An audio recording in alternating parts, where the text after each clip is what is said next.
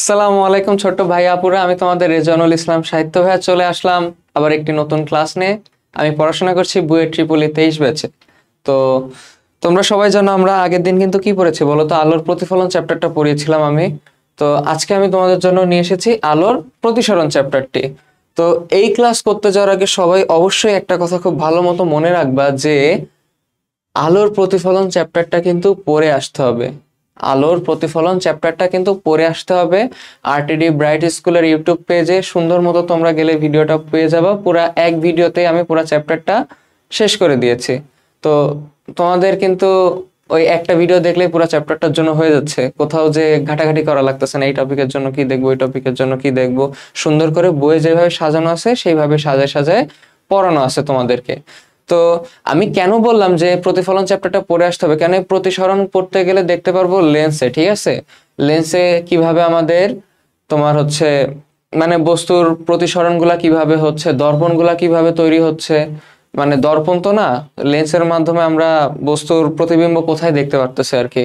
তো এইগুলা কিন্তু তোমার আয়নার সাথে অনেকাংশেই মিল আছে। কিছু ক্ষেত্রে শুধু এক আয়নাতে যেটা হইতো সেখানে বিপরীত লেন্সে সেটা হচ্ছে। ডিটেলসে আরো যখন পড়াবো তখন বুঝতে পারবা, ভয় পাওয়ার কিছু নাই যে ভাই কি বলতেছে এর সাথে এর মিল আছে। কিন্তু হ্যাঁ, প্রতিফলন চ্যাপ্টারটা অবশ্যই পড়ে আসবা, তাহলে তোমার এই চ্যাপ্টারটা পড়তে অনেক সুবিধা হবে। আসলে অনেক মিল আছে, ওই চ্যাপ্টারটা ভালো মতো পড়লে এই চ্যাপ্টারটা খুব সহজেই পড়তে পারবা, ঠিক আছে? আচ্ছা চলো আমরা শুরু করি, আর গল্প না করি। দেখো, প্রথমেই আমি বলে রাখছি কি আলোর প্রতিসরণ। তো সংক্ষেপে আগে বলি প্রতিসরণ জিনিসটা কি, ঠিক আছে? এক মাধ্যম থেকে, ধরো এই যে আমার হাত এক মাধ্যম, ঠিক আছে? এই পাশে একটা মাধ্যম আছে আর এর পিছন সাইডে একটা মাধ্যম আছে। তো এই এক মাধ্যম থেকে অন্য মাধ্যমে যখন আলো যাচ্ছে, এই এক, এটা তো একটা মাধ্যম, এই এক মাধ্যমে আলো আসতেছে এসে পিছের মাধ্যমে ভেদ করে চলে যাচ্ছে, ঠিক আছে? আলোর এই এক মাধ্যম থেকে অন্য মাধ্যমে যে যাচ্ছে এটাকে আমরা সহজ ভাষায় প্রতিসরণ বলে থাকি, ঠিক আছে? আগের চ্যাপ্টার পড়ানোর টাইমে আমি কিন্তু তোমাদেরকে বলছিলাম যে আলোতে তিনটা কাজ ঘটে, কি? প্রতিফলন, প্রতিসরণ এবং শোষণ। আমরা প্রতিফলন এবং প্রতিসরণ নিয়ে আলোচনা করব, শোষণ নিয়ে আমরা আলোচনা করব না, মানে আমাদের এই ক্লাস 19-এর জন্য। আচ্ছা, তো প্রতিফলন কি, আমি তো সেটা আগে ভালো মতো পড়ে আসছি। প্রতিসরণ কি, যে এই যে মানে মাধ্যমে এসে পড়ে কিন্তু আলো ব্যাক করতেছে না, কি করতেছে, আলো ওই মাধ্যম ভেদ করে, মানে এই যে তরল স্বচ্ছ ইয়েটা ভেদ করে অন্য মাধ্যমে চলে যাচ্ছে। প্রতিফলনে কি হয়েছিল, যে যখনই এসে পড়তেছে আবার আলো এইভাবে ব্যাক করতেছে, এসে পড়তেছে আলো এইভাবে ব্যাক করতেছে। কিন্তু প্রতিসরণে কি হবে, আলো পড়বে, পরে এর ভিতর দিয়ে চলে যাবে। বুঝা গেছে? আশা করি বুঝতে পারছো। তো এটা ছিল আলোর প্রতিসরণ। আচ্ছা, প্রতিসরণাঙ্ক, প্রতিসরণাঙ্ক এই টার্মটা কিন্তু খুবই ইম্পর্টেন্ট, ঠিক আছে? কেননা এটা অনেক কাজে আসে, এটাকে আমরা ইটা পড়ে থাকি। তো এখানে কি বলছে, প্রতিসরণাঙ্ক is equal to C by V. C দ্বারা আমরা কি বুঝাই,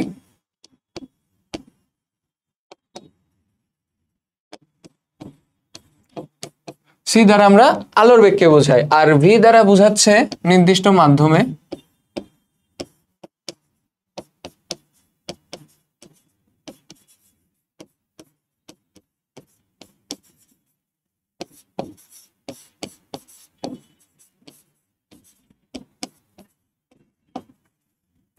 নির্দিষ্ট মাধ্যমে আলোর বেগ। এখন তোমরা আমাকে প্রশ্ন করতে পারো, ভাই যে নির্দিষ্ট মাধ্যমে আলোর বেগ কি, এটাই বা কি, প্রতিসরণাঙ্কই বা কি?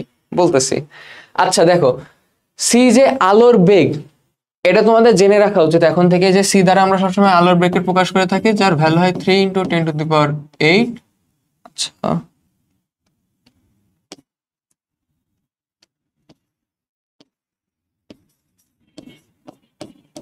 3 × 10⁸ মিটার/সেকেন্ড। এটা কি বললাম, এটা আমি বললাম আলোর বেগ। আচ্ছা, ভি নির্দিষ্ট মাধ্যমে আলোর বেগ, এটা এই যে আমরা আলোর প্রতিসরণাঙ্ক বের করতেছি, ঠিক আছে?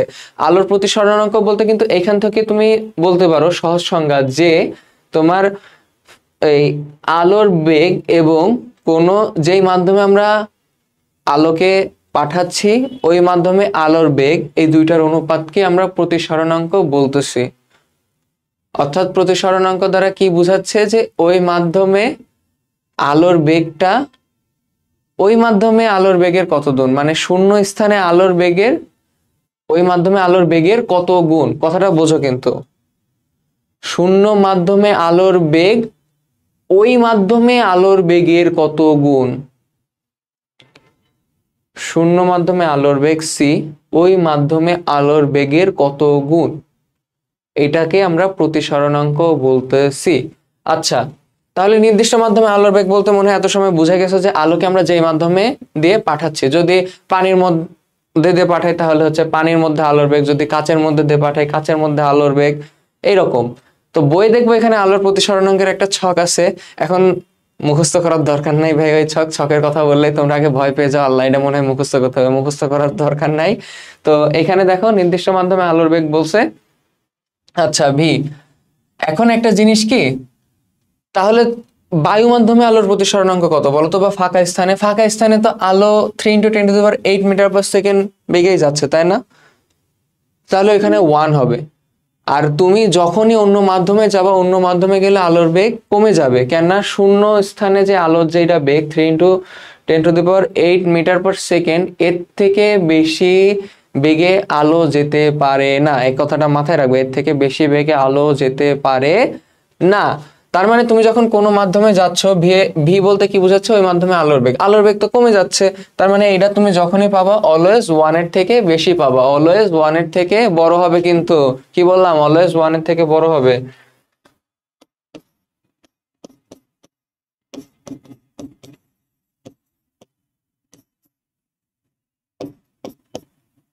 বুঝা গেছে?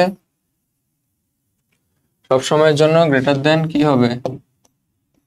1 হবে। সব সময়ের জন্য গ্রেটার দেন 1 হবে। আচ্ছা, এবার চলো একটা জিনিস পড়ি, কি বলছে? আপেক্ষিক প্রতিসরণাঙ্ক। এখন দেখো, আপেক্ষিক জিনিসটা বলতে কিন্তু আমরা অলওয়েজ বুঝাই যে হচ্ছে আপেক্ষিক আরেকটার সাপেক্ষে, ঠিক আছে? আরেকটার সাপেক্ষে, কোনো কিছু সাপেক্ষে। তাহলে এইখানে দেখো, এই যে ছোট্ট করে মাথায় একটা 1, ছোট্ট করে মাথায় একটা 2 দিয়ে রাখছি, এর মানে কি বোঝাচ্ছে?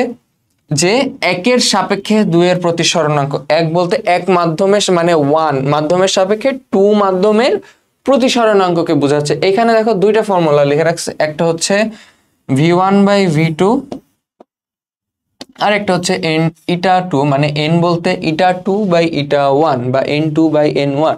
এটা অনেকের ক্ষেত্রে গুলাই যায় যে ভাই আপনি এটা কি লিখলেন। এটা খুব ভালো মতো মনে রাখবা। দেখো এবার আমি একটা জিনিস দেখাই, এখান থেকে দেখো তো, আমরা এই যে ইটা 2 সমান সমান কি জানি? সি তো চেঞ্জ হচ্ছে না, সি কি চেঞ্জ হচ্ছে না। আবার ইটা 1 সমান সমান লিখতে পারি, তাই তো? সি তো কনস্ট্যান্ট, তাই না? সি যেহেতু কনস্ট্যান্ট, তাহলে এটা তো আমি লিখতেই পারি, লিখতে পারি কি না? হ্যাঁ, লিখতে পারি। তাহলে এইবার দেখো, আমি যখন এই দুইটার রেশিও করব, এই দুইটার অনুপাত করব, উপরে উপরে কিন্তু যেহেতু ভাগ করতেছে সি সি কেটে যাচ্ছে। এখন ইটা 2 এর সাথে v2 এর সম্পর্ক কি? ব্যস্তানুপাতিক। এখান থেকে দেখতে পাচ্ছ ইটা 2 এর সাথে v2 এর সম্পর্ক কি? সমানুপাতিক। কখন বলে? যখন আমরা ইকুয়াল সাইনের সাথে একদম সোজা আকারে গুণ আকারে থাকে। এই যে দেখো, যদি a = bc হয়, তাহলে a কি? b এর সমানুপাতিক, a c এর সমানুপাতিক, এটা আমি বলতে পারতেছি। আর a = যদি b/c হয়, তাহলে কি বলবো? a b এর সমানুপাতিক কিন্তু c এর ব্যস্তানুপাতিক। তো এখান থেকে আমি কি বলতে পারতেছি? ইটা 2 v2 এর সাথে সম্পর্ক কি? ব্যস্তানুপাতিক। তার মানে ইটা 2 উপরে থাকলে এখানে v2 নিচে চলে আসবে, ইটা 1 নিচে আসে মানে v1 উপরে চলে যাবে। আশা করি এই জিনিসটা তোমরা খুব ভালো মতো বুঝতে পারছো। যদি বুঝতে না পারো, এখানে কঠিন কিচ্ছু নাই, নিজেরা খাতা কলমে একবার করো। খাতা কলমে অবশ্যই করবা, ঠিক আছে? ম্যাথ যত খাতা কলমে যখন কোনো ম্যাথ বুঝতে পারবা না, ঠিক আছে, সেটা আমি করাই দিই, যেই করে দিক, কোনো টিচার হোক, বইয়ের মানে সমাধান হোক, যেখানে হোক, যখন বুঝতে পারবা না সব বাদ দিবা, হাতে কলমে করা শুরু করবা, নিজে করা শুরু করবা। নিজে করলে দেখবা স্যার যেভাবে করাইছে, বইয়ের সমাধানে যেভাবে করা আছে, তুমি বুঝতে পারতেছো না, নিজে করলে দেখবা একটু নিজের মাথায় যখন কাজ করবে তখন ভালো মতো বুঝতে পারবা। আচ্ছা, তাহলে এই জিনিসটা বোঝা গেছে যে 1 ইটা 2 সমান সমান কি হবে? v1/v2, না হলে ইটা 2/ইটা 1। 1 ইটা 2 দিয়ে কি বোঝাচ্ছে? একের সাপেক্ষে মানে প্রথম মাধ্যমের সাপেক্ষে দ্বিতীয় মাধ্যমের প্রতিসরণাঙ্ক। তাহলে তোমাদের জন্য একটা প্রশ্ন আমি করে যাচ্ছি, এয়ার উইথ গ্লাস, এই মাধ্যমের প্রতিসরণাঙ্ক কি হবে? এটা তোমরা ফর্মুলা লিখবা, এটা ফর্মুলা খাতায় লিখবা। আচ্ছা, এবার চলো, প্রতিসরণের সূত্র পড়ি, আমরা প্রতিফলনের দুইটা সূত্র পড়ছিলাম তাই না? প্রতিফলনের দুইটা সূত্রের মতো কিন্তু প্রতিসরণেরও দুইটা সূত্র আছে। কি বলছে প্রথম সূত্র? আপতন রশ্মি লম্ব দিয়ে কল্পিত তল প্রতিসরিত রশ্মি একই সমতলে থাকবে। কি বললাম? আপতন রশ্মি লম্ব দিয়ে কল্পিত তল এবং প্রতিসরিত রশ্মি একই সমতলে থাকবে। প্রতিফলনের প্রথম সূত্র কিন্তু এরকমই ছিল যে আপতিত রশ্মি প্রতিফলিত রশ্মি অভিলম্ব একই তলে থাকবে। দেখছো? আচ্ছা, কতটা মিল খেয়াল করতে পারতেছো যে একটা চ্যাপ্টারের সাথে আরেকটা চ্যাপ্টারের? এই জন্য কিন্তু আমি শুরুতে বলছি, আবার বলতেছি, আগে কিন্তু প্রতিফলন চ্যাপ্টারটা পড়ে আসবা।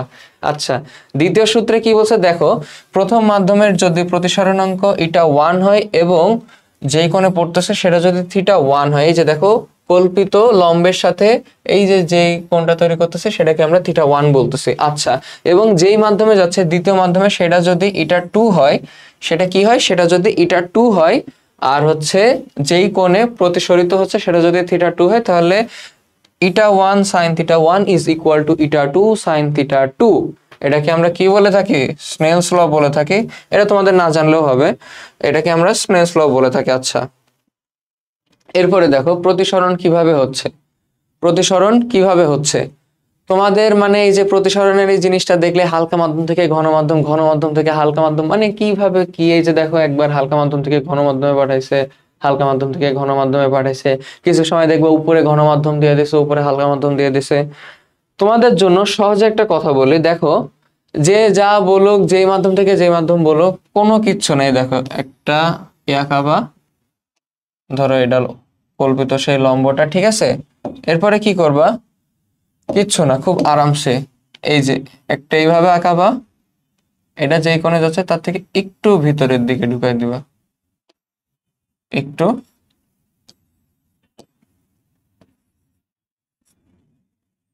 আচ্ছা ধরো, তারপরে কি করবা? এটাকে আস্তে করে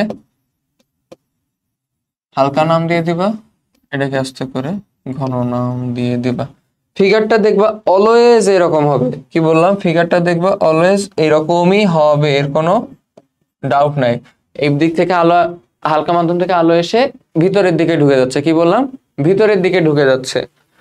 এইটা তুমি উল্টে দাও। তোমাকে ধরো বললো যে উপরে ঘন মাধ্যম দিছে, কোশ্চেনে বললো এই যে দেখো আলো ঘন মাধ্যম থেকে কোথায় যাচ্ছে? হালকা মাধ্যমে যাচ্ছে। আমি তোমাকে কি বলছিলাম? অলওয়েজ ছবিটা এইভাবে আঁকবা, এটাকে উল্টাই দাও। এটাকে কি করতে বলছি? উল্টাই দিতে বলছি। তাহলে আলো এইভাবে আসছে, এসে দূরে সরে গেছে, শেষ। তুমি উল্টাই দিয়ে দেখো, এই ছবিটা উল্টাই দিয়ে দেখো, ঠিক এরকম একটা ছবি আসবে। তার মানে সহজে মনে রাখবা যে হালকা মাধ্যম, ঘন মাধ্যম, হালকা উপরে দিবা, ঘন নিচে দিবা, ছবিটা যেইভাবে আসতেছে ভিতরের দিকে ঢুকে যাবে, যেইভাবে আসতেছে ভিতরের দিকে ঢুকে যাবে। জাস্ট এইটুকুই, জাস্ট এইটুকুই। এত সহজে করলেই দেখবা প্রতিসরণে তোমার বের করতে ঝামেলা হচ্ছে না যে কোনটা থেকে কোনটায় যাচ্ছে, ঠিক আছে? তুমি আরামসে বের করে ফেলতে পারবা।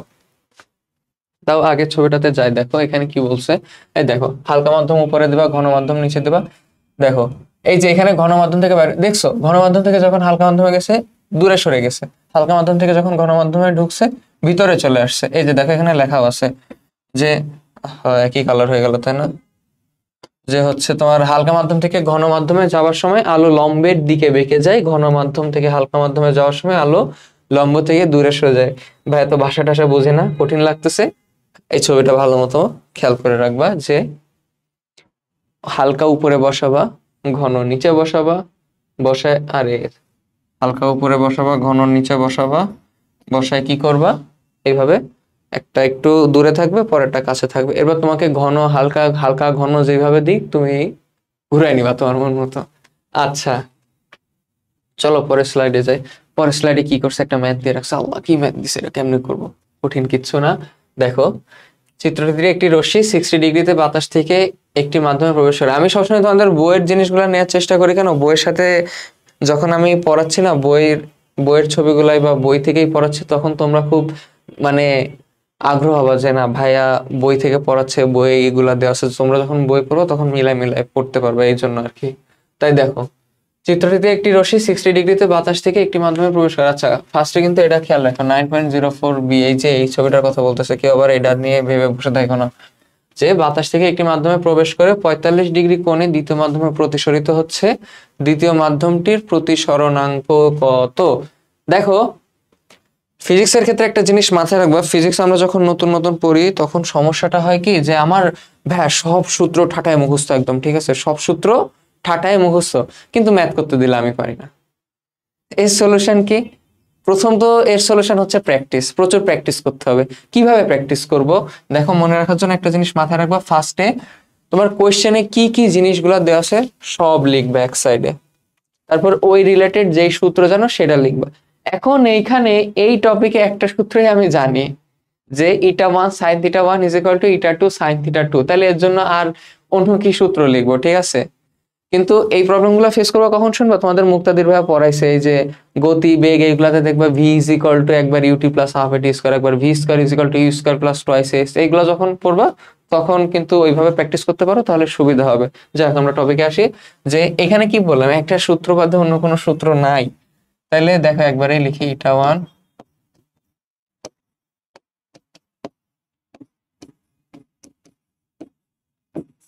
তারপরে কি হচ্ছে ইটা 1। দেখো, তোমাকে কিন্তু এই n1 এর ভ্যালুটাই বের করতে বলছে, ঠিক আছে, sin θ1 কত? θ1 60 ডিগ্রি, আচ্ছা বসাইলাম sin 60, তারপরে θ2 কত? ও θ2 45 ডিগ্রি, আচ্ছা θ2 আচ্ছা,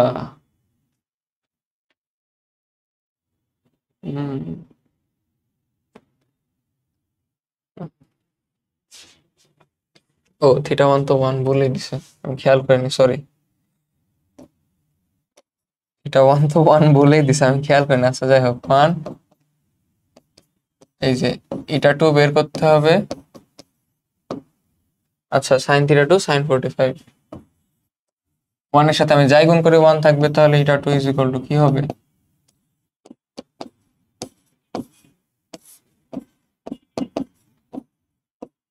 এটা তোমরা সবাই ক্যালকুলেশন করবা, খুব আরামসে চলে আসবে। এটা কি sin 60 এর ভ্যালু কি √3/2, sin 45 এর ভ্যালু 1/√2। আচ্ছা ঠিক আছে, চলো, পূর্ণ অভ্যন্তরীণ প্রতিফলন। আচ্ছা, যখন আমরা আলো প্রতিসরণ করাচ্ছি তখন কি এক মাধ্যম থেকে অন্য মাধ্যমে আলো যাচ্ছে, আলো হালকা ডানে বামে বেঁকে যাচ্ছে, সহজ কথায় আর কি। তো এখন কি হয়, পূর্ণ অভ্যন্তরীণ প্রতিফলন বলতে বোঝায় এক ধরনের প্রতিসরণ যেটাতে আসলে প্রতিসরণ হয় না, পুরো আলোটাই প্রতিফলিত হয়ে যায়। কি বললাম? পুরো আলোটাই প্রতিফলিত হয়ে যায়, কোনো অংশই প্রতিসরিত হয় না, এটাকে আমরা বলে থাকি পূর্ণ অভ্যন্তরীণ প্রতিফলন। তো পূর্ণ অভ্যন্তরীণ প্রতিফলনের জন্য কিছু কন্ডিশন আছে। ফার্স্ট কন্ডিশন হচ্ছে, আলোকে তোমাকে অবশ্যই ঘন মাধ্যম থেকে হালকা মাধ্যমে পাস করাইতে হবে। আমি লিখে রাখছি, এটা খুবই খুবই ইম্পর্টেন্ট পয়েন্ট। আলোকে কি করাইতে হবে? ঘন মাধ্যম থেকে হালকা মাধ্যমে পাস করাইতে হবে। হালকা মাধ্যম থেকে ঘন মাধ্যমে গেলে কখনোই পূর্ণ অভ্যন্তরীণ প্রতিফলন হবে না। হালকা মাধ্যম থেকে ঘন মাধ্যমে গেলে কখনোই পূর্ণ অভ্যন্তরীণ প্রতিফলন হবে না। তাহলে আমি কি বললাম? ঘন মাধ্যম থেকে হালকা মাধ্যমে যাওয়া লাগবে। আর এই যে একটা জিনিস খেয়াল করো, θ1 মানে এই যে দেখো এখানে যেটা বলে দিছে আর কি, তুমি θ1 θ2 তোমার মন মতো ধরতে পারো। তো এইখানে আসলে মেইন কনসার্ন যেটা, যে হচ্ছে তুমি দেখো, তুমি যখন আলো পাস করাচ্ছ এই কোণটা তো θ1 হচ্ছে, তাই না? তো পূর্ণ অভ্যন্তরীণ প্রতিফলন হচ্ছে, দেখো আলো কিন্তু ওই পাশে যাচ্ছে না, এই যে এইখান থেকে পাস হয়ে যাচ্ছে, তাই না? তাহলে এইটা কি তৈরি হচ্ছে বলো তো? 90 ডিগ্রি তৈরি হচ্ছে। এটা কি তৈরি হচ্ছে? 90 ডিগ্রি তৈরি হচ্ছে, ঠিক আছে। এই যে দেখো, যেই কোণটাতে আলোকে তুমি যদি ফেলাও মাধ্যমের উপরে, কোনো অংশ প্রতিসরিত না হয় একদম 90 ডিগ্রিতে প্রতিফলিত, মানে 90 ডিগ্রিতে চলে যাচ্ছে, সেই অ্যাঙ্গেলটাকে আমরা বলতেছি ক্রিটিক্যাল অ্যাঙ্গেল বা ক্রান্তিক কোণ। কি বললাম? ক্রিটিক্যাল অ্যাঙ্গেল বা ক্রান্তিক কোণ। এটাকে আমরা θc দ্বারা রিপ্রেজেন্ট করে থাকি। যখনই তুমি এই θ2, যার জন্য θc পাচ্ছি আমরা, যার জন্য ক্রিটিক্যাল অ্যাঙ্গেল পাচ্ছি, θ2 তার থেকে বড় করে দিবা। এই যে দেখো, θ2 যখনই θc এর থেকে বড় হয়ে যাবে তখনই কিন্তু কি হওয়া শুরু করবে? পূর্ণ অভ্যন্তরীণ প্রতিফলন হওয়া শুরু করবে, টোটাল ইন্টারনাল রিফ্লেকশন। একটা জিনিস করতে পারো, তোমরা যখন বাংলা মানে পড়ো তখন কিন্তু সাথে সাথে ইংলিশ টার্মগুলোও মাথায় রাখতে পারো, ঠিক আছে, কোনো সমস্যা নাই। পরে দেখবা হয়তো বুঝতে পারতেছো, বা এমনি নিজেরা জানার জন্যও পড়তে পারো। তো এখানে দেখো তাহলে আমরা যদি স্নেলস ল বা প্রতিসরণের দ্বিতীয় সূত্রেতে কি বলছিলাম, ইটা 1 sin theta 1 is equal two eta 2 sin theta 2। তাহলে এখানে ইটা 1 দেখো, ইটা 1 এর সাথে কি sin 90 তৈরি করতেছে না, এটা sin 90 ইটা 2 sin থিটা সি। তাহলে sin থিটা সি কি হচ্ছে,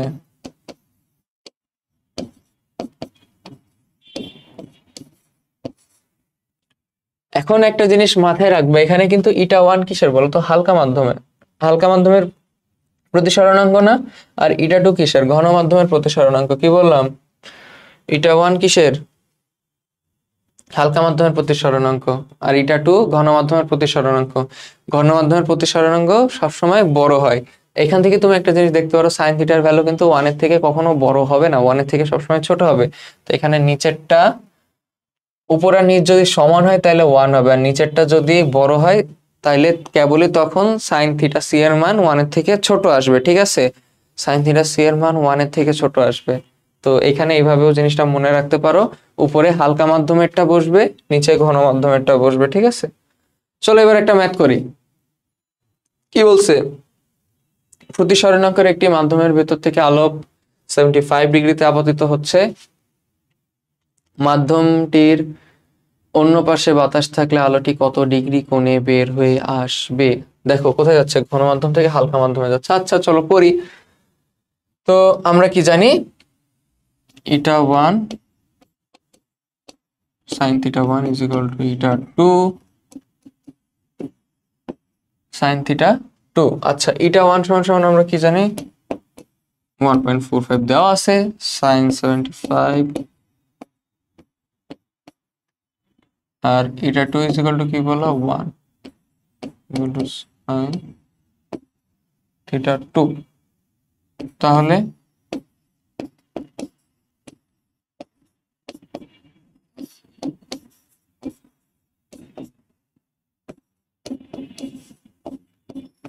করবো এটা, সবাই ক্যালকুলেটরে করবা, এখনই করো, ভিডিওটা দেখার সময় এখনই করবা এটা। ঠিক আছে, আমাদের জন্য 10 সেকেন্ড টাইম এটা ক্যালকুলেটরে করার জন্য।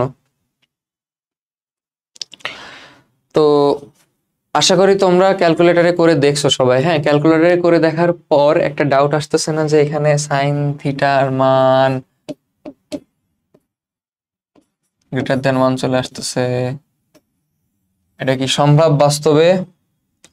কি বলো, বাস্তবে সম্ভব?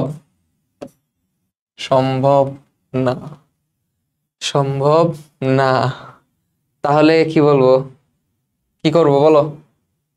যে ভাই ভুল হয়েছে এখানে, তাহলে যে স্নেল স্যার যেই হচ্ছে ফর্মুলাটা দেখাচ্ছিল ওটা ভুল ছিল। কি মানে এই ম্যাথের ক্ষেত্রে খাটতেছে না, তো সহজ ম্যাথের ক্ষেত্রে ফর্মুলা ভুল ছিল।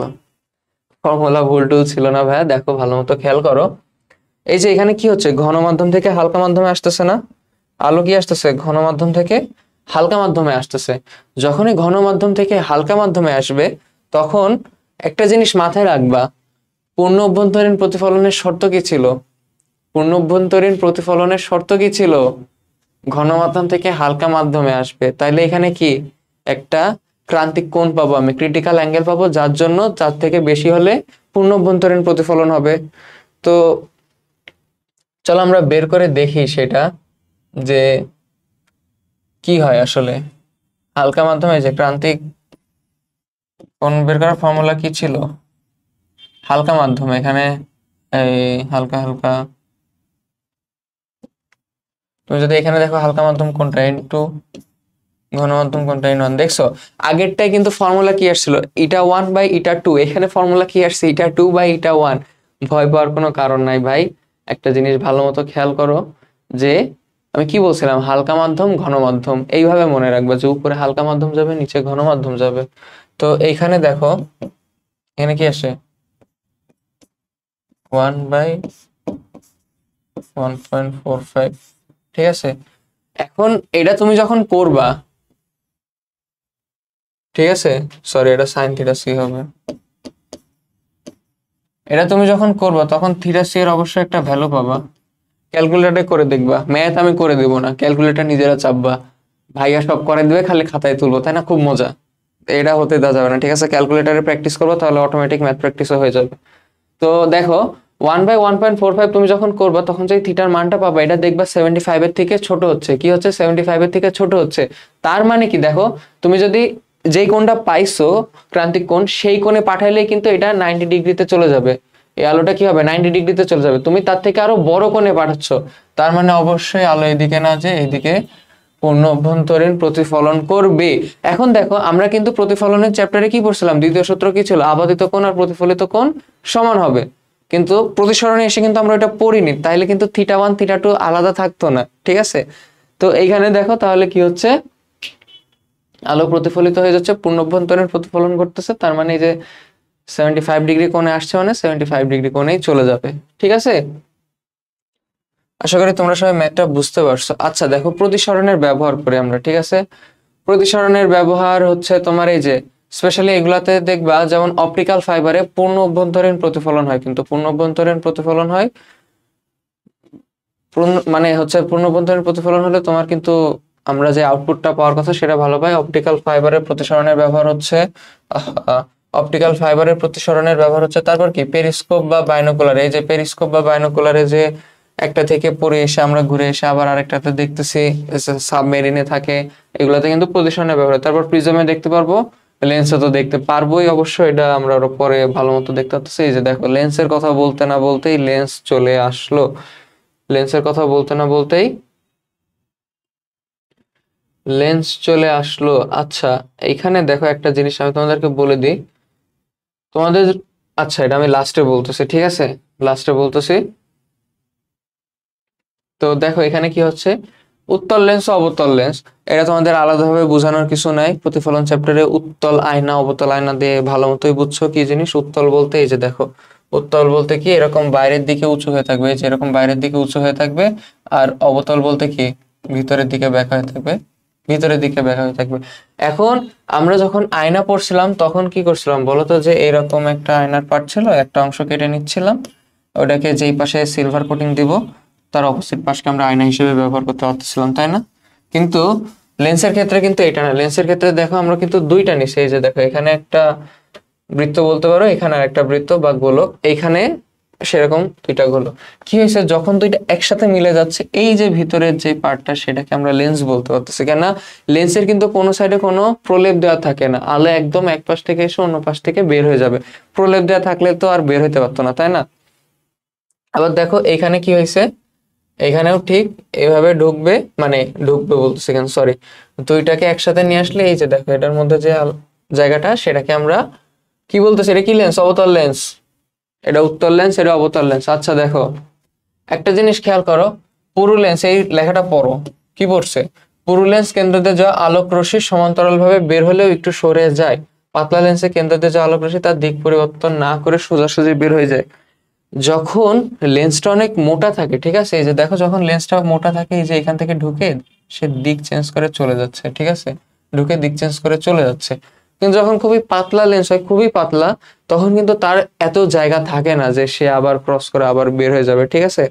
এত জায়গা থাকে না সে যে তার দিক পরিবর্তন করবে। এই জন্য আমরা আমরা এই চ্যাপ্টারে যা পড়বো পরবর্তীতে আমরা অলওয়েজ পাতলা লেন্স তুলনা করে নিব, মানে ধরে নিব, সরি তুলনা তো না, পাতলা লেন্স কল্পনা করে নিব, পাতলা লেন্স ধরে নিব। তাহলে হচ্ছে তোমার মানে আলু যে দিক পরিবর্তন হচ্ছে না সেই জিনিসটা আমরা কনসিডারে করতেছি, সেই জিনিসটা আমরা এখানে ধরতেছি। কেন আলুর দিক পরিবর্তন হয়ে গেলে এটা তোমাদের এখন জানার দরকার নাই, ঠিক আছে? দেখো একটা জিনিস, এটা এমসিকিউ এর জন্য কিন্তু ভালো ইম্পর্টেন্ট, যে অবতল লেন্সের ভিতর দিয়ে যাওয়ার সময় সমান্তরাল রশ্মি ছড়িয়ে পড়ে, মানে দূরে দূরে চলে যায়। অবতল লেন্সের দিয়ে যাওয়ার সময় কি পড়তেছে? দূরে দূরে ছড়ায় পড়তেছে। কিন্তু হ্যাঁ, কিন্তু এখানে দেখো উত্তল লেন্সে যাওয়ার সময় কি হচ্ছে, ভিতরে কিন্তু এক জায়গায় এসে মিলিত হচ্ছে, ভিতরে একটা পয়েন্টে এসে মিলিত হচ্ছে। আর যখন অবতল লেন্স দিয়ে যাচ্ছে তখন দূরে সরে যাচ্ছে। জিনিসটাকে একটু দর্পণের সাথে যদি তুলনা করে পড়ো তাহলে কি কিছু মিল লাগতেছে? যে দেখো এখানে কি বলছে, অবতল লেন্সে আলোগুলা দূরে সরে যাচ্ছে, যখন সমান্তরালে আসতেছে দূরে সরে যাচ্ছে, বা দূর থেকে বিক্ষিপ্ত সমান্তরালে যাচ্ছে, একটা পয়েন্টে কিন্তু মিলিত হচ্ছে না। কিন্তু একটা জিনিস খেয়াল করো, যখন আমরা দর্পণে পড়ছিলাম সেম জিনিসটা কিন্তু হয়েছিল উত্তল দর্পণের ক্ষেত্রে, ঠিক আছে, সেম জিনিসটা হয়েছিল কি উত্তল দর্পণের ক্ষেত্রে। আবার দেখো এইখানে উত্তল লেন্সে যেটা হচ্ছে আলোগুলা এক জায়গায় কেন্দ্রিত হচ্ছে, সেটা হয়েছিল কোথায়, অবতল দর্পণের ক্ষেত্রে। মিল খুঁজে পাওয়া যাচ্ছে? আগেই বলে দিই, এখানে খেয়াল করবা যে হচ্ছে ওইখানে উত্তল দর্পণে যা হয়েছিল, উত্তল দর্পণে যা হয়েছিল এখানে কি হয়েছে, এখানে অবতল লেন্সে তাই হবে। উত্তল দর্পণে যা হয়েছিল এখানে অবতল লেন্সে তাই হবে, আর ওইখানে অবতল দর্পণে যা হয়েছিল এখানে উত্তল লেন্সে হবে, ঠিক আছে। তো এই জিনিসটা আমি সাইডে লিখে দিই যে হচ্ছে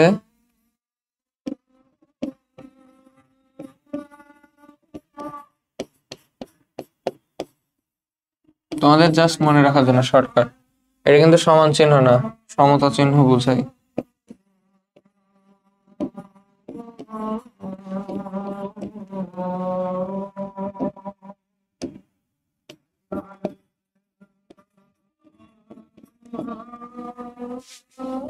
আর কি হচ্ছে,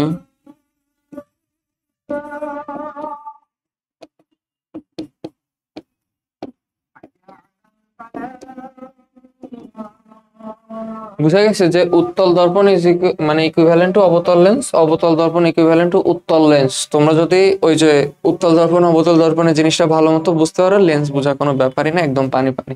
এখানে একদম সেম জিনিসটা হবে, কেন্দ্রমুখী মানে কেন্দ্র দিয়ে যদি আলো যায় সমান্তরালে বের হয়ে যাবে, না সরি, কেন্দ্র দিয়ে আলো গেলে দিক পরিবর্তন হবে না, সেম ভাবেই যাবে। কিভাবে যাবে, সেম ভাবেই যাবে। ফোকাস দিয়ে যদি যাই তাহলে সমান্তরালে যাবে। আর তোমরা তো ধর্ম জানোই যে সমান্তর মানে আলো এক পাশ থেকে গেলে মানে সেম ইয়ে দেয়, তো সমান্তরাল হলে কি যাবে, ফোকাসগামী।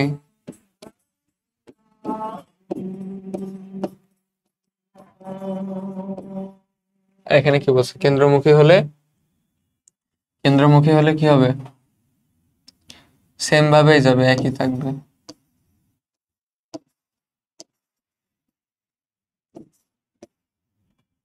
ঠিক আছে, এখানে আর আলাদাভাবে ব্যাখ্যা করার কিছু নাই। দেখো এই যে দেখো অবতল লেন্স আমরা কি পড়ছিলাম, উত্তল দর্পণের ক্ষেত্রে কিন্তু এই যে ঠিক একটা কন্ডিশনই পড়ছিলাম, একভাবেই ছবি তৈরি হচ্ছে। কিভাবে দেখো, এই যে আলোকে পাস করালাম সমান্তরালে, সমান্তরালে পাস করালে সেটা কি যাবে, দূরে সরে যাবে। এখন দূরে কিভাবে সরে যাচ্ছে, আমরা অবতল লেন্সে কি দেখতেছি, এই যে দেখো দূরে সরে যাচ্ছে, কিন্তু এটা কিন্তু অবশ্যই এই পাশে টান দিলে তুমি অবশ্যই ফোকাসে পাবা, অবশ্যই ফোকাসে পাবা।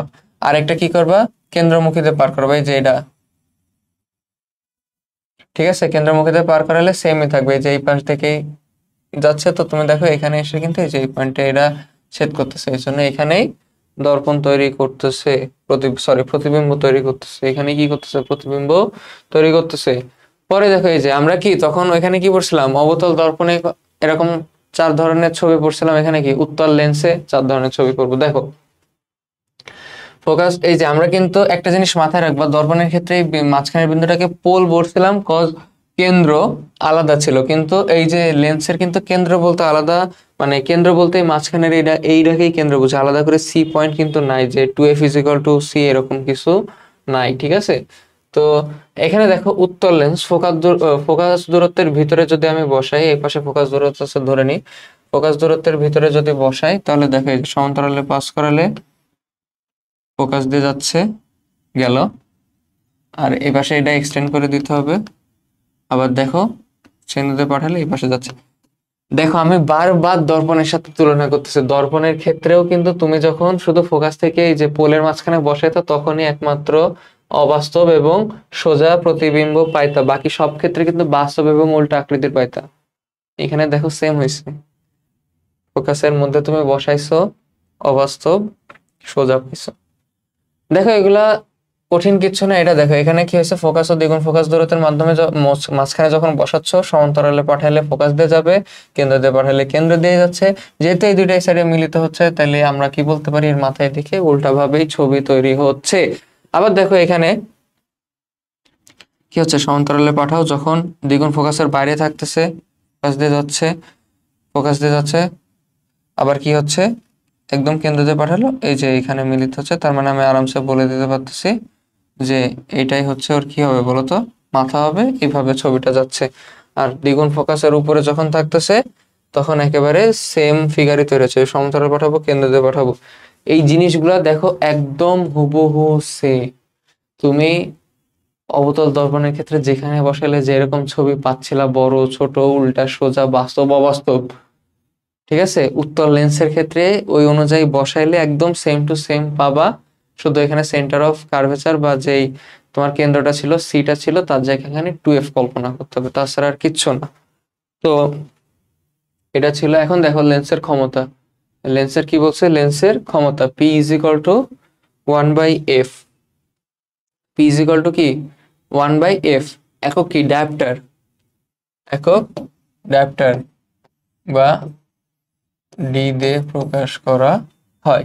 এখন দেখো উত্তল লেন্সের পাওয়ার কি হবে? ধনাত্মক হবে। আর অবতল লেন্সের পাওয়ার কি হবে? ঋণাত্মক হবে। এই যে তুমি এফ এর মান বসাবা 1/f করে, তারপর পি তে যে কি করবা? পজিটিভ সাইন বা নেগেটিভ সাইন বসাই দিবে। এই অনুযায়ী যে উত্তল লেন্সের ক্ষেত্রে ধনাত্মক পাওয়ার পাবো, অবতল লেন্সের জন্য ঋণাত্মক পাওয়ার পাবো। ঠিক আছে, চলো চোখের ক্রিয়া বলছে। চোখের উপযোজন। তোমাদের জন্য একটা কাজ হচ্ছে চোখের উপযোজন। এটা বইয়ে কোথায় আছে খুঁজে বের করবা। খুঁজে বের করে কমেন্ট বক্সে লিখবা যে চোখের উপযোজন জিনিসটা কি। ঠিক আছে, কমেন্ট বক্সে কমেন্ট করবা চোখের উপযোজন জিনিসটা কি। তাহলে কমেন্ট দেখলে কিন্তু বোঝা যাবে যে কে ক্লাসটা করছে আর কে ক্লাসটা করে নাই মনোযোগ দিয়ে। আচ্ছা দেখো চোখের ক্রিয়াতে কি হচ্ছে, সুন্দর করে বই একটা চোখের ছবি দেওয়া আছে। চোখটাকে, চোখের এই যে আমরা মূলত লেন্স হিসেবে তুলনা করি, যে রেটিনাতে যে প্রতিবিম্ব তৈরি হচ্ছে, সেই রেটিনা থেকে আমাদের স্নায়ু কি করতেছে, আমরা কিন্তু উল্টা জিনিস দেখি। ঠিক আছে, কিন্তু আমাদের নার্ভ স্নায়ু ওইভাবে আমাদেরকে আদেশ দেয় মস্তিষ্কে যে যেই ছবিটা রেটিনা দেখতেছে তুমি তার উল্টা করে দেখো। এটা বই রিডিং পড়বা। ঠিক আছে, না বোঝার মতো কিচ্ছু নাই। এবার দেখো চোখের ত্রুটি ও তার প্রতিকার। চোখে আমরা দুই ধরনের ত্রুটি, যে আমরা যখন কেউ যে আমাদের চশমা ইউজ করে, ঠিক আছে, চশমা ইউজ করে, তখন আমরা কি বলি না যে plus power minus power. Plus power আর মাইনাস পাওয়ার দিয়ে আসলে কি বোঝায়? কি বোঝায়? তোমাদের জন্য প্রশ্ন, প্লাস পাওয়ার আর মাইনাস পাওয়ার দিয়ে কি বোঝায়? একটু আগে কিন্তু দেখলাম আমরা প্লাস পাওয়ার বলতে কি বোঝাচ্ছে। চলো দেখি আর একবার। প্লাস পাওয়ার বলতে কি বোঝাচ্ছে? উত্তল লেন্স। উত্তল লেন্স। মাইনাস পাওয়ার বলতে কি বোঝাচ্ছে? অবতল লেন্স। তার মানে এই যে চোখে যে চশমাটা পড়তেছে যদি মাইনাস পাওয়ার, যেমন -0.25 বা -0.5, মাইনাস পাওয়ারটা কিন্তু আমাদের জেনারেশনে মানে আমাদের বয়সী মানুষদের মাইনাস পাওয়ার অনেক বেশি থাকে, মানে বেশিরভাগ মানুষেরই মাইনাস পাওয়ার থাকে। তুমি যখন মুরব্বী মানুষদের দেখবা, তোমার দাদা দাদি নানা নানি, তখন না চাচা চাচি, তাদের কি দেখবা? তাদের প্লাস পাওয়ার বেশি থাকে, +1.5, +1.75। এইটা কেন হয়? এই যে এই জায়গাটাতে আসলেই খুব ভালো মতো বুঝতে পারবা যে চোখের ত্রুটি ও তার প্রতিকারে কি বলছে। রস দৃষ্টি মানে বা ক্ষীণ দৃষ্টি, যাই হোক ভাই উচ্চারণ, মায়োপিয়া অর নিয়ার সাইটেডনেস। দেখো কি বলতেছে, চোখের লেন্সের অভিসারী শক্তি বৃদ্ধি পেলে বা ফোকাস দূরত্ব কমে গেলে। ফোকাস দূরত্ব যখন কমে যাচ্ছে, তো নর্মালি কি আমরা ফোকাসে যে মিলতেছে দেখতেছি না, যে এটা তো উত্তল লেন্স, চোখের এটা উত্তল লেন্স না, তো তাহলে কি হচ্ছে, ফোকাস দূরত্ব ধরো যদি সরে আসে, আগে এখানে ছিল এখন এখানে আছে, তাহলে ছবিটা অবশ্যই এই সাইডে সরে আসবে। প্রতিবিম্ব যেখানে তুলনা হওয়ার কথা মানে তৈরি হওয়ার কথা, বা প্রতিবিম্ব কেন তৈরি হচ্ছে, দুইটা রশ্মি মিললেই তো প্রতিবিম্ব তৈরি হচ্ছে, তাই না? এখানে দেখো এই যে আগে এসে কি হচ্ছে, আগে এসে মিলে যাচ্ছে। তো এটা থেকে তুমি বাড়াইতে চাও। বাড়াইতে চাও মানে কি বলতো? আলো ধরো এইভাবে এসে এখানে মিলিত হচ্ছে, তুমি যদি আলোকে এইভাবে একটু দূরের দিকে পাঠায় দাও, তাহলে কিন্তু চোখের ওই লেন্সের মধ্যে দিয়ে যাওয়ার টাইমে এই যে যেহেতু আলো একটু দূরে পাঠিয়ে দিলা, তাহলে আবার রেটিনায় যে তৈরি হবে। ঠিক আছে, রেটিনায় যেই একদম তৈরি হবে। আর রেটিনায় যেই কিন্তু আলোগুলো মিলতে হবে একদম স্বচ্ছ প্রতিবিম্ব আমরা যদি দেখতে চাই। তো এখানে কি বলছে, চোখের লেন্সের অভিসারী শক্তি বৃদ্ধি পেলে। অভিসারী শক্তি বৃদ্ধি পেলে, অভিসারী বলতে কিন্তু আলো দুইটাকে কাছে আনাকে বোঝায়, যে অভিসারী লেন্স আর অপসারী লেন্স। ঠিক আছে, এখানে দেখো ওই যে অভিসারী ক্ষমতা হ্রাস পাওয়া মানে কি, অপসারী ক্ষমতা বৃদ্ধি পাওয়া। তো অভিসারী শক্তি বৃদ্ধি পাওয়া মানে কি, আলো দুইটাকে যেই মানে আর একটু কাছে এনে মিলাই দিচ্ছে। বা ফোকাস দূরত্ব কমে গেলে, ফোকাস দূরত্ব কমে গেলে তো বুঝতে পারতো আলো এমনি কাছে চলে আসবে। আচ্ছা, ও কোনো কারণে অক্ষিগোলকের ব্যাসার্ধ বৃদ্ধি, অক্ষিগোলক বলতে এই যে এটাকে বোঝাচ্ছে, এটার ব্যাসার্ধ যদি বৃদ্ধি পায়, তাহলে দেখবা নর্মালি যে এখানে আলো এসে মিলার কথা এখানে এসে তো মিলতেছে না। তো তখন আমরা কি করব, একটা কি লেন্স ইউজ করব, কি লেন্স, এটা অবতল লেন্স ইউজ করব। অবতল লেন্স ইউজ করলে কি হবে, আলো দুইটা একটু অপসারী হবে। অপসারী হওয়ার পরে যখন চোখের লেন্সের মধ্যে দিয়ে যাবে, তখন রেটিনায় যে চিত্র তৈরি করবে, মানে প্রতিবিম্ব তৈরি করবে, আমরা যা দেখতেছি আর কি। এখানে কি বলছে, দীর্ঘ দৃষ্টি বা দূরদৃষ্টি। দেখো রস দৃষ্টি বা ক্ষীণ দৃষ্টি বলতে কি বোঝাচ্ছে, কাছে এসে মানে রেটিনার আগে এসেই মিলে যাচ্ছে, রেটিনার আগে এসেই মিলে যাচ্ছে। দীর্ঘ দৃষ্টি বলতে কি বোঝাচ্ছে, রেটিনার ওই পাশে যে মিলবে। দেখো এখানে কি বলছে, রেটিনার ওই পাশে যে মিলতেছে, তাই না? তো চোখের লেন্সের অভিসারী ক্ষমতা হ্রাস পেলে বা চোখের লেন্সের ফোকাস দূরত্ব বেড়ে গেলে, কোনো কারণে অক্ষিগোলকের ব্যাসার্ধ কমে গেলে, অক্ষিগোলকের ব্যাসার্ধ কমে গেলে দেখবে হচ্ছে কি হচ্ছে, আলো দুইটা নর্মালি যেখানে মিলিত হয় সেখানে মিলিত হবে, কিন্তু ব্যাসার্ধ ছোট হয় কি, রেটিনাতে একদম মিলিত হচ্ছে না, রেটিনার ওই পাশে যে মিলিত হবে।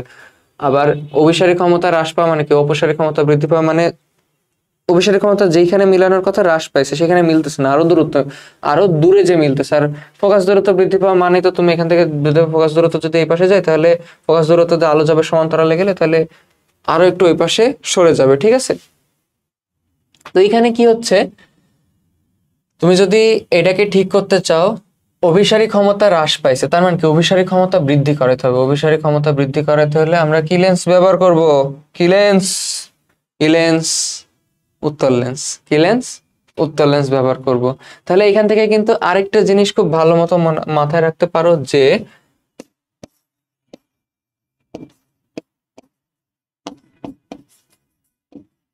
অবতল লেন্সকে আমরা কি বলি,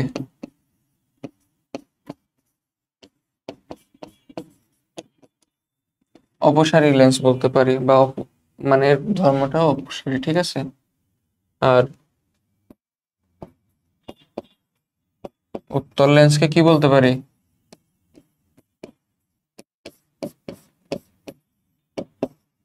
অভিসারী লেন্স বলতে পারি। তোমার প্রশ্নে দেখা গেল অনেক সময় বললো উত্তল লেন্স অবতল লেন্স, বললো না, অপসারী লেন্স আর অভিসারী লেন্স বললো।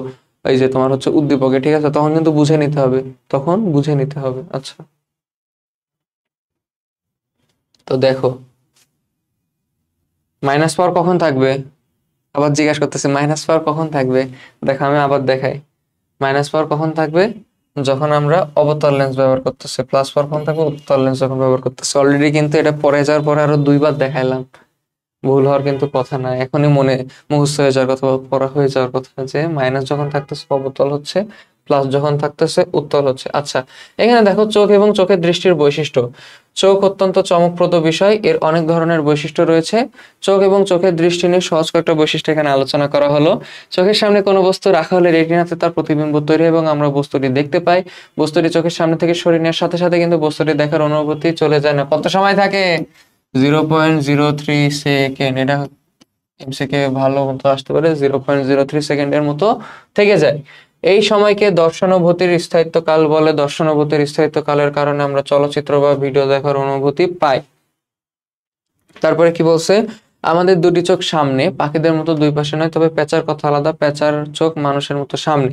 তাই আমরা একই সাথে দুই চোখের দুটি প্রতিবিম্ব দেখে আমাদের মস্তিষ্কের দুটি প্রতিবিম্বকে উপস্থাপন করে আমাদেরকে দূরত্বের অনুভূতি দেয়। পাখিদের কিন্তু দুই চোখ দুই কোণায় থাকে। আচ্ছা দেখো, এখানে একটা কোশ্চেন আছে, কি দেখো তো, চোখের লেন্স রেটিনাতে উল্টো প্রতিবিম্ব তৈরি করে, তাহলে আমরা সবকিছু উল্টো দেখি না কেন? ওই যে মস্তিষ্কে আমাদের স্নায়ু ওইভাবেই আদেশ পাঠাই। চোখের সাথে ক্যামেরার একটি গুরুত্বপূর্ণ পার্থক্যের কথা বলো। চোখের সাথে ক্যামেরার গুরুত্বপূর্ণ পার্থক্য কি, ঠিক আছে? চোখ কিন্তু আমরা এই যে ছোট বড় করে আমাদের অ্যাডজাস্টমেন্ট করে নিই, ঠিক আছে? এটা ছোট বড় করে কিভাবে অ্যাডজাস্টমেন্ট করি, দেখো এখানে এই যে মাংসপেশি আছে বা পর্দা আছে, এগুলা কিন্তু অ্যাডজাস্টেড হয় আলোর উপরে, আলো কতটুকু বেশি আসতেছে না কম আসতেছে। কারণ আলো যখন খুব তোমার সামনে খুব আলো, ঠিক আছে, তুমি কিন্তু দেখবা চোখ পুরো বা এই যে যখন সূর্যের আলোর দিকে বা লাইটের দিকে তাকাও, দেখো লাইটের দিকে তাকালে অটোমেটিক চোখ ছোট হয়ে যাচ্ছে। কেন হচ্ছে, প্রচুর আলো আসতেছে, তুমি কিন্তু তাকাই থাকতে পারতেছো না। তো তোমার চোখ নিজে থেকেই অটোমেটিক অ্যাডজাস্ট করে নেয়, কিন্তু ক্যামেরার ক্ষেত্রে কি হয়, লেন্স ঘুরে আমাদেরকে অ্যাডজাস্ট করানো লাগে, ঠিক আছে? ক্যামেরা তো বুঝতে পারে না, এটা একটা পার্থক্য বলতে পারো। আচ্ছা, ঘন মাধ্যমে আলোর বেগ কম, এরকম অবস্থায় কোনো কিছুকে আলো থেকে দ্রুত যেতে পারবে। এটা আসলে ঘন মাধ্যমে তুমি যখন কোনো কিছুকে পাঠাচ্ছ, ঠিক আছে, স্বাভাবিকভাবে ওর ইয়েটা কমে যায়, কেন তুমি আলো একটা বেগে যাচ্ছে, মাধ্যমটা ঘন হয়ে গেল মানে কি, সে বাধা বেশি পাবে। তো বাধা যখন বেশি পাচ্ছে তখন কি তার বেগ কমে যাবে না? তো তুমি ঘন মাধ্যমে আলোর বেগ সমানে কোনো কিছু পাস করাও, সেটা যখন ওই মাধ্যম থেকে বের করে আনবা, বায়ু মাধ্যমে আনবা, ওইটা কিন্তু আলোর বেগের চেয়ে দ্রুত যাবে না, কেননা আলোর চেয়ে দ্রুত বেগে কোনো কিছু মানে আলো যাইতে পারে না। আচ্ছা, ভর দুপুরে রংধনু দেখা যায় না কেন?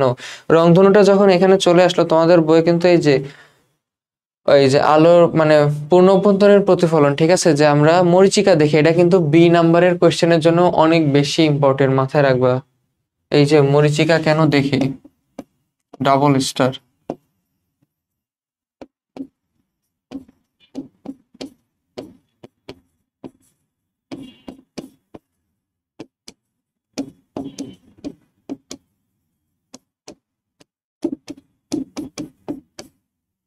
মরীচিকা কেন দেখি, মরীচিকা কেন দেখি বলো তো? এখানে আলোর পূর্ণ অভ্যন্তরের প্রতিফলন হয়। তো তোমার কি হয়, তোমার যখন খুব গরম পড়ে তখন কিন্তু এই যে ধরো টেম্পারেচার বেশি, টেম্পারেচার কম, তো টেম্পারেচার বেশি কারণ মানে এক জায়গায় দেখবে একটু বেশি হচ্ছে, এক জায়গায় কম হচ্ছে।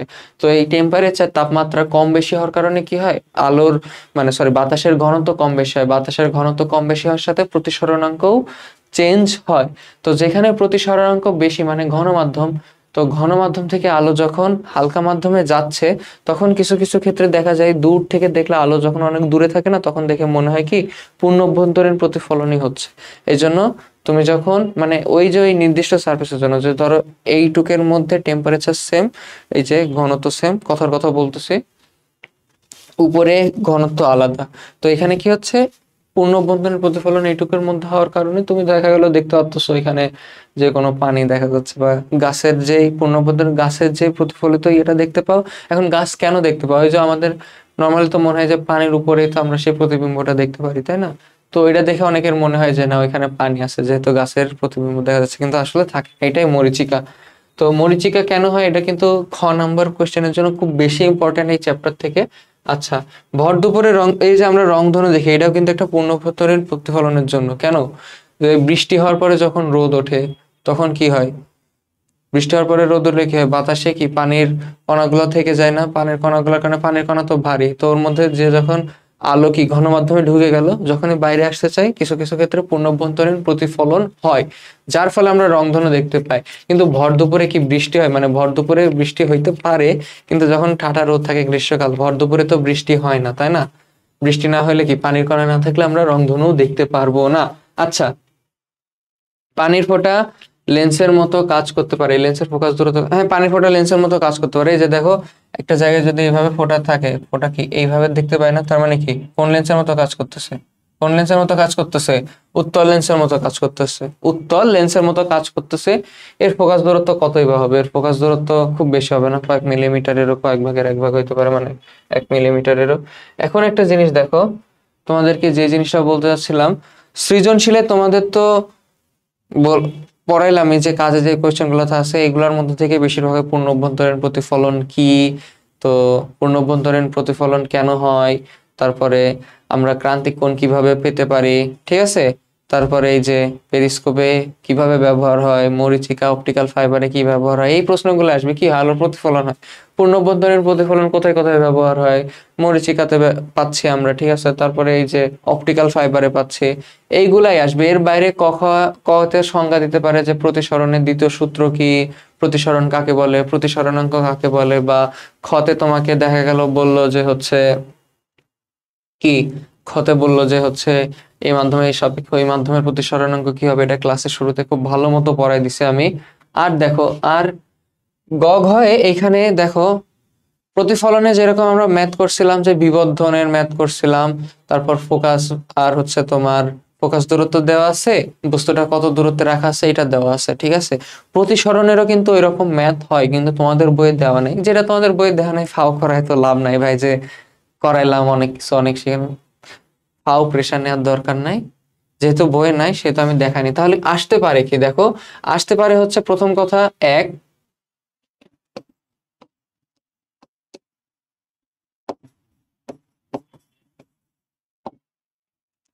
লেন্সের মাধ্যমে প্রতিবিম্ব,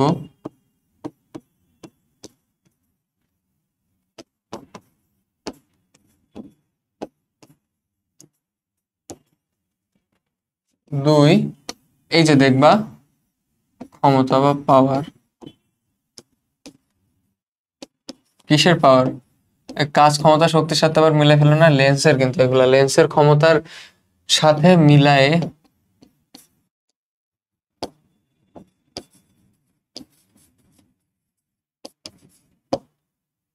ব্যাখ্যা।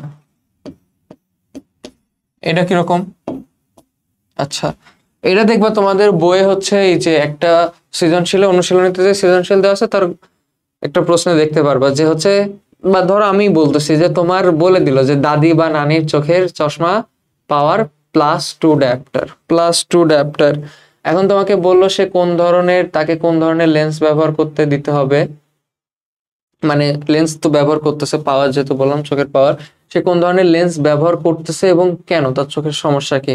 তাহলে এগুলা দিলে পারবা না, পড়াইলামই তো। +2 ডায়াপ্টার মানে কি, সে কি লেন্স ব্যবহার করতেছে, বলো। +2 ডায়াপ্টার মানে কি, সে কি লেন্স ব্যবহার করতেছে, সে উত্তল লেন্স ব্যবহার করতেছে। উত্তল লেন্স কখন ব্যবহার করি আমরা, উত্তল লেন্স কখন ব্যবহার করি, দেখো মুখস্থ করার কিন্তু দরকার নাই।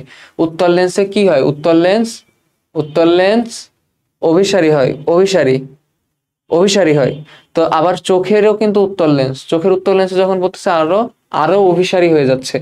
তার মানে কি, শুরুতে কি ছিল, দীর্ঘ দৃষ্টি ছিল, যে রেটিনার ওই পাশে যে আলোগুলা মিলতেছিল বলে আমরা আলোকে অভিসারী করতেছি, যাতে আমরা ছবিটা পাই, প্রতিবিম্বটা পাই রেটিনার উপরেই, মানে যাতে রেটিনার উপরে মিলিত হয়। বোঝা যাচ্ছে? এই যে এইভাবে ব্যাখ্যাগুলা আসতে পারে তোমাদের গ ঘ এর জন্য। এছাড়া এই চ্যাপ্টারে তেমন কিছু নাই। আর আমি আবারও বলতেছি, প্রতিফলনের চ্যাপ্টারটা তোমরা যদি ভালো মতো বুঝতে পারো, এই চ্যাপ্টার তোমাদের জন্য আর কষ্ট হবে না। তো এই ছিল আজকে তোমাদের সাথে আমার ক্লাস, আলোর প্রতিসরণ। এক চ্যাপ্টারের মধ্যে পুরো চ্যাপ্টারটা দেখানোর চেষ্টা করেছি। আশা করি তোমরা সবাই বুঝতে পারছো সব টপিকগুলো। যদি কিছু বুঝতে না পারো কমেন্ট বক্সে জিজ্ঞাসা করবা, অবশ্যই উত্তর পাবা। তো এরকম প্রিমিয়াম ক্লাসগুলো তোমরা পাওয়ার জন্য অবশ্যই আমাদের আরটিডি ব্রাইট স্কুলের সাথে থাকবা। তোমাদের কিন্তু রুটিন অনুযায়ী প্রতিদিন ক্লাস আপলোড হবে, ক্লাস করতে ভুলো না কিন্তু। তো আজ এই পর্যন্তই, পরবর্তী হয়তো নতুন কোনো একটা চ্যাপ্টার বা নতুন কোনো টপিক নিয়ে তোমাদের সাথে দেখা হবে আরটিডি ব্রাইট স্কুলের তরফ থেকে। সালামু আলাইকুম।